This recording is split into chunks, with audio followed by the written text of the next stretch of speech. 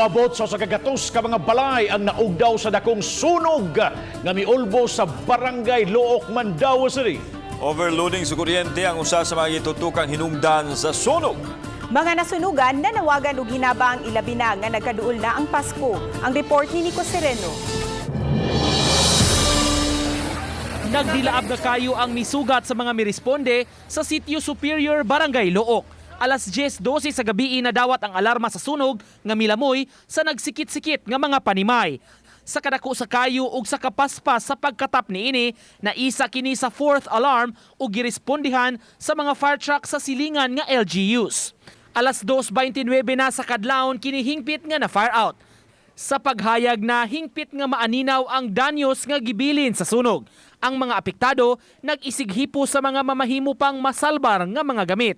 Ang investigador sa kabumbiruhan mibalik sa lugar aron paghipos og dugang ebidensya sa hinungdan. Overloading sa kuryente ang usa sa gitanaw nila. Nagsugod ang kayo sa pagsilaob sa usa ka poste tapad sa panimay sa pamilyang hayag. Doon na spark sa poste ug ang ila kunong sugasad kuno sa nearest aning balay din ang kayo nagsugod. Kabantay sila nga nag-on and off.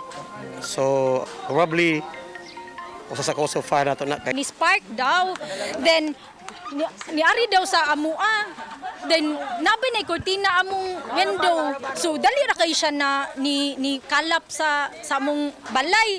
Sa inisyal nga talaan sa barangay, 96 ka mga balay ang naugdaw ug 120 ka households ang apektado.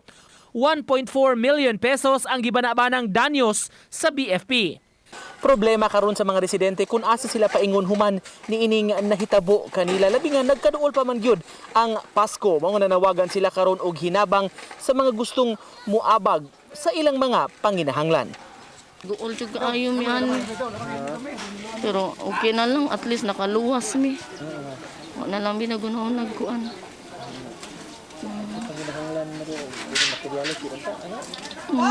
Makakuan dayon ba, makatukod dayon mi sa payag lang. Kadaghanan sa mga nasunugan gipahimutang sa gym sa barangay. Dunay pasiunang hinabang nga naabot kanila. Samtang magpakisayod sab ang kapitan sa estado sa yuta. Mao lagi na akong gikalibgan kay nainingon ka na kuno yuta nagsugod ang sunog na anak kuno nas bangko. Ya nasa uban na sa yuta din ha nakanang ilang Mendoza nasa diha idak kag yuta sa din nasa nagpuyo. Uban ni June Solon, Nico Sereno, Balitang Bisdak.